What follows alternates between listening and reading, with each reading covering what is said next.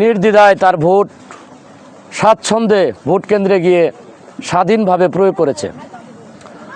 আমরা যে কেন্দ্রে অবস্থান করছি এটা নালিতাবাড়ি উপজেলার ২ নং নন্নী ইউনিয়নের পশ্চিম বন্ধধারা সরকারি প্রাথমিক বিদ্যালয়।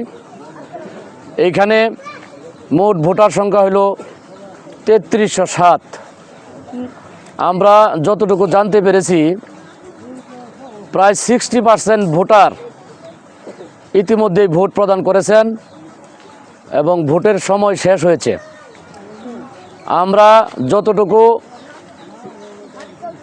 বিশ্বাস করতেছি বা ধারণা করতেছি এই কেন্দ্রে বাংলাদেশ জাতীয়তাবাদী দল বিএনপি কর্তৃক মনোনীত আমাদের প্রিয় নেতা ইঞ্জিনিয়ার ফাহিম চৌধুরীর পক্ষে ধানের শীষের একটা বিপুল ভোটে বিজয় হবে ইনশাল্লাহ আমরা মনে করছি। এই অঞ্চলের মানুষ অত্যন্ত শান্তিপ্রিয়, ধানের শীষকে ভালোবাসে, বিএনপিকে ভালোবাসে।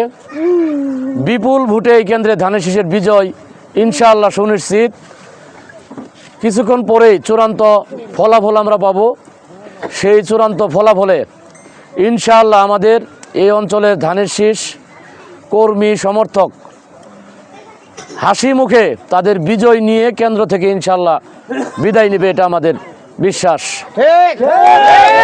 ধন্যবাদ সবাইকে।